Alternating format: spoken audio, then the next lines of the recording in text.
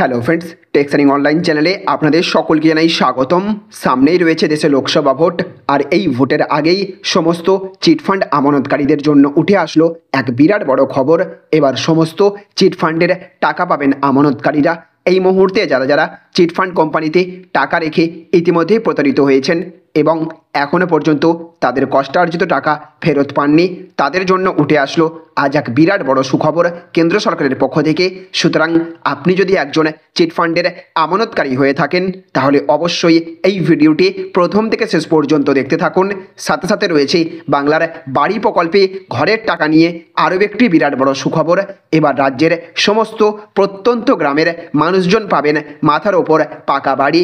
যাদের কাছে জমি নেই তারাও এবার ঘরের টাকা পাবেন। জমিহীনদের মাথার ওপর এবার ছাদ দেবে রাজ্য সরকার।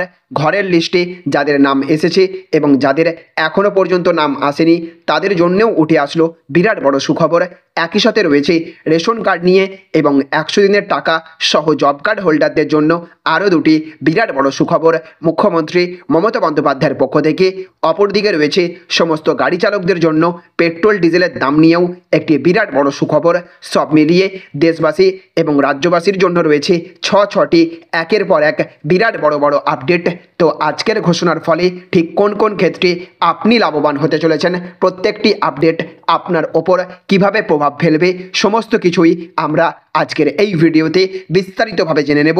আর এই ভিডিওটি শুরু করার পূর্বে আপনাদের কাছে ছোট্ট একটা রিকোয়েস্ট, অবশ্যই এই ভিডিওটিতে এক্ষুনি একটা লাইক করে দেবেন এবং জনস্বার্থে ভিডিওটিকে দেখার পর প্রচুর পরিমাণে শেয়ার করবেন।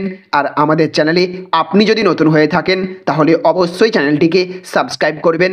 আর আপনি দেশের কোন রাজ্যের কোন জায়গা থেকে এই ভিডিওটি দেখছেন অবশ্যই আপনার এলাকার নাম কমেন্ট বক্সে লিখে জানিয়ে দেবেন। তো মূল খবরে যাবার পূর্বে আপনাদেরকে জানিয়ে দিই, এই মুহূর্তে যাদের কাছে বাইক, স্কুটি বা 4 চাকা রয়েছে তাদের জন্য বেরিয়ে আসলো বিরাট বড় সুখবর। কারণ সামনেই লোকসভা ভোট। লোকসভা ভোটকে মাথায় রেখে এবার কেন্দ্রের মোদী সরকারের তরফ থেকে পেট্রোল ডিজেলের দাম এক ধাক্কায় প্রচুর টাকা কমানো হচ্ছে।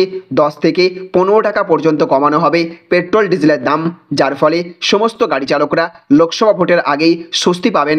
পেট্রোল ডিজেল ভরানোর সময় মার্চ মাসের শুরুতেই এই বিরাট বড় ঘোষণা করা হতে পারে কেন্দ্র সরকারের তরফ থেকে। প্রত্যেক লিটারে 10 থেকে 15 টাকা পর্যন্ত দাম কমানো হতে পারে। তো ফ্রেন্ডস, আপনিও যদি একজন গাড়ি চালক বা আপনার কাছেও যদি বাইক, স্কুটি বা 4 চাকা থেকে থাকে তাহলে এই খবরে আপনি কতটা খুশি হচ্ছেন এবং কত টাকা দাম কমানো দরকার অবশ্যই কমেন্ট বক্সে লিখে জানাবেন। সঙ্গে সঙ্গে আপনার কাছে কোন কোম্পানির কোন মডেলের গাড়ি রয়েছে সেটাও কমেন্ট বক্সে লিখে জানিয়ে দেবেন। তো দেখুন, আজকের প্রথম খবরেই বলা হচ্ছে চিটফান্ডের আমানতকারীদের জন্য সুখবর, 2024 সালেই টাকা ফেরত পাবেন। তো রোজভ্যালি চিটফান্ড কাণ্ড সামনে আসার পর রাজ্যের বহু আমানতকারী খুইয়েছিলেন জীবনের শেষ সম্বল। টাকা ফেরত পাওয়ার আশ্বাস তারা পেয়েছিলেন। এবার সেই সমস্ত আমানতকারীদের জন্য সুখবর, 2024 সালের প্রথমের দিকেই তাদের টাকা ফেরানোর জন্য প্রাথমিক প্রক্রিয়া শুরু হতে চলেছে। ইতিমধ্যেই একটি বিশেষ ওয়েবসাইটও তৈরি করা হচ্ছে যেখানে রোজভ্যালির আমানতকারীদের উপযুক্ত তথ্য প্রমাণ সহ আবেদন জানাতে হবে। রোজভ্যালিতে প্রতারিত মানুষরা যাতে টাকা ফিরে পান সেই জন্য প্রাক্তন বিচারপতি দিলীপ শেঠির নেতৃত্বে গঠন করা হয়েছিল একটি কমিশন। বিচারপতি অরিজিৎ বন্দ্যোপাধ্যায়ের বেঞ্চ টাকা ফেরত দেওয়ার জন্য একটি নির্দিষ্ট ওয়েবসাইট তৈরি করার নির্দেশও দিয়েছিলেন। সূত্রের খবর, টাকা ফেরত দেওয়ার প্রাথমিক ধাপ হিসেবে ওই ওয়েবসাইটটি তৈরির কাজ শুরু হয়ে গিয়েছে। একটি সংস্থাকে সংশ্লিষ্ট কাজের জন্য বরাদ দেওয়া হয়েছে। মার্চ মাসের প্রথম সপ্তাহে সেই কাজ শেষ হবার সম্ভাবনা। ফলে এই ওয়েবসাইটে আবেদন করলে ধাপে ধাপে টাকা পাবেন আমানতকারীরা। প্রাথমিকভাবে জানা যাচ্ছে যে সমস্ত আমানতকারীদের টাকার অঙ্কটা 5,000-এর মধ্যে তারা প্রথমে টাকা ফেরত পাবেন, এই সিদ্ধান্ত নেওয়া হয়েছে কমিশনের তরফে। তারপর অন্যান্যদের টাকা ধাপে ধাপে মেটানো হবে। তাহলে ফ্রেন্ডস, বুঝতে পারলেন, আপনিও যদি একজন চিটফান্ড আমানতকারী হয়ে থাকেন কিংবা আপনার জানাশোনা কেউ যদি চিটফান্ড কোম্পানিতে টাকা রেখে প্রতারিত হয়ে থাকেন, বিশেষ করে যদি রোজভ্যালি চিটফান্ড কাণ্ডে টাকা রেখে থাকেন তাহলে আপনার জন্য রয়েছে বিরাট বড় সুখবর। রোজভ্যালি চিটফান্ড কাণ্ডে এই মুহূর্তে যারা টাকা রেখে সর্বশান্ত হয়েছেন তারা এবার ধাপে ধাপে তাদের টাকা ফেরত পাবেন। আপনি যখন চিটফান্ড করার সময় কোনো রিসিপ্ট দিয়ে থাকেন তাহলে অবশ্যই সেই রিসিপ্টগুলো খুঁজে রাখুন, কারণ ইতিমধ্যেই কেন্দ্র সরকারের তরফ থেকে এই চিটফান্ড কাণ্ডে সমস্ত আমানতকারীদের একটি ওয়েবসাইট তৈরির মাধ্যমে টাকা ফেরতের প্রক্রিয়া শুরু করা হচ্ছে। আপনি উপযুক্ত প্রমাণ দেখিয়ে আপনার আমানত রাখা টাকা ফেরত পাবেন। রোজভ্যালি চিটফান্ড ছাড়াও আপনার যদি অন্য কোনো চিটফান্ড কোম্পানিতে টাকা থেকে থাকে এবং যদি আপনি সেই কোম্পানি সম্পর্কে টাকা ফেরতের আপডেট পেতে চান, তাহলে অবশ্যই কমেন্ট বক্সে ওই কোম্পানির নাম জানান। আমরা ওই কোম্পানি সম্পর্কেও পরবর্তী ভিডিওতে জানানোর চেষ্টা করব। তো দেখুন আজকের আরও একটি বড় খবর, বাংলার 128টি পুরো এলাকায় জমিহীনদের ছাদ দেবে রাজ্য সরকার। তো উদ্বাস্তু বা জমিহীনদের নিজস্ব থাকার জায়গা করে দেওয়ার জন্য রাজ্য সরকার চালু করেছিল নিজ গৃহ নিজ ভূমি প্রকল্প। তবে শুধু গ্রামীণ প্রত্যন্ত এলাকায় নয়, এবার পুরো এলাকাতেও মিলবে এই সুবিধা। পুরো এলাকায় ভূমিহীন মানুষরাও এবার থেকে এই প্রকল্পের সুবিধা পেতে চলেছেন বলে নবান্ন সূত্রের খবর।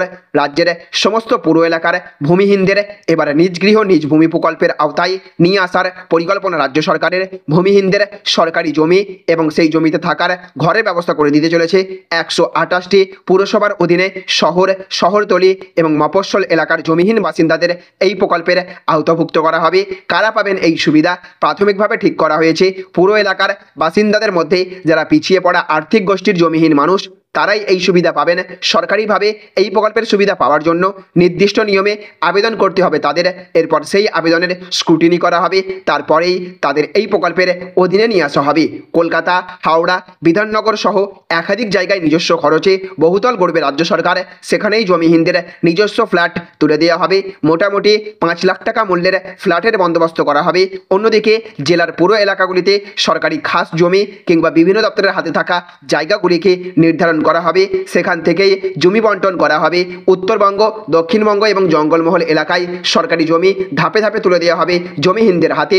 মুখ্যমন্ত্রী মমতা বন্দ্যোপাধ্যায়ের নির্দেশে একটি মন্ত্রী গোষ্ঠী তৈরি করা হয়েছিল। এই মন্ত্রী গোষ্ঠীতে রয়েছেন পুর এবং নগর উন্নয়ন মন্ত্রী ফিরহাদ হাকিম, অর্থমন্ত্রী চন্দ্রিমা ভট্টাচার্য, বিদ্যুৎ মন্ত্রী অরূপ বিশ্বাস এবং আইনমন্ত্রী মলয় ঘটক।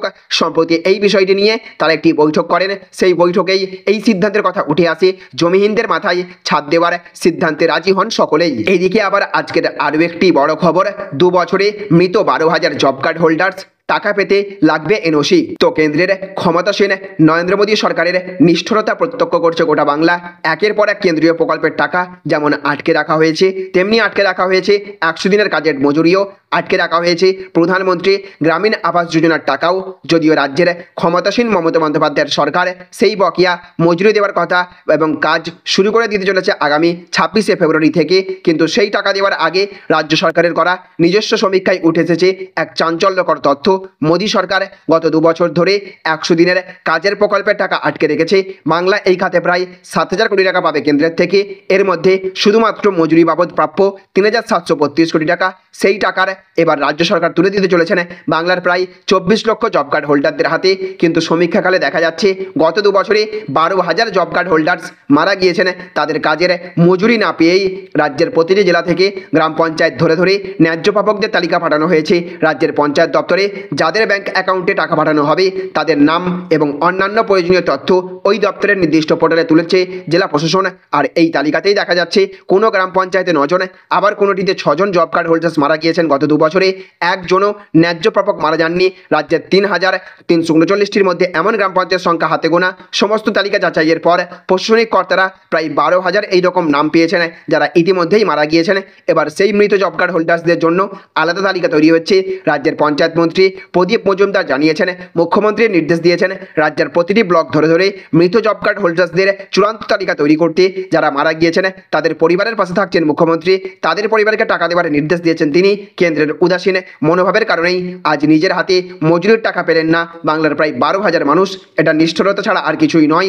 তবে মৃত জব কার্ড হোল্ডার্সদের ন্যায্য উত্তরাধিকারী কে সেটা ঠিক করার জন্য পরিবারের তরফে নো অবজেকশন সার্টিফিকেট বা এনওসি লাগবে। তো দেখুন আজকের আরও একটি বড় খবর, রেশন ব্যবস্থায় চমক। 1 মার্চ থেকেই গ্রাহকদের জন্য সুখবর। তো দেশের একটা বড় অংশের দরিদ্র মানুষের কাছে রেশন ব্যবস্থা বেশ গুরুত্বপূর্ণ। এই ব্যবস্থায় বিনামূল্যে চাল, গম, ছোলা ইত্যাদি পেয়ে উপকৃত হয় বহু পরিবার, কিন্তু এই রেশন বন্টন ব্যবস্থায় অনেক সমস্যার কথাও শোনা যায়। ওজনে কারচুপি, প্রাপ্য পরিমাণের তুলনায় অনেকটা কম সামগ্রী দেওয়া, কার্ডে বরাদ্দ আসেনি বলে গ্রাহক ফিরিয়ে দেওয়ার মতো অভিযোগ মাঝে মধ্যেই শোনা যায় রেশন ডিলারদের বিরুদ্ধে। এবার কেন্দ্রীয় খাদ্য সরবরাহ মন্ত্রকের তরফে কারচুপি বন্ধ করতে আনা হলো দারুণ ব্যবস্থা। যদি কোনো রেশন ডিলার গ্রাহকদের প্রাপ্য সামগ্রীতে কারচুপি করেন তাহলে ধরা পড়ে যাবে সঙ্গে সঙ্গে। আগামী 1 মার্চ থেকে চালু হতে চলেছে এই নতুন নিয়ম। প্রতিটি রেশন দোকানে ইনস্টল করা হচ্ছে ওয়েটিং স্কেল ব্যবস্থা, যা ইপস মেশিনের সঙ্গে সরাসরিভাবে যুক্ত থাকবে। তাহলে ফ্রেন্ডস, বুঝতে পারলেন, এই ছিল আজকের কয়েকটি গুরুত্বপূর্ণ আপডেট। এই ভিডিওটি আপনাদের যদি ভালো লেগে থাকে তাহলে অবশ্যই ভিডিওটিতে এক্ষুনি একটা লাইক করবেন এবং অবশ্যই ভিডিওটিকে রাজ্যের সমস্ত মানুষের কাছে শেয়ার করে সকলকে জানার সুযোগ করে দেবেন। ভালো থাকবেন, সুস্থ থাকবেন। Thank you friends, thank you for watching.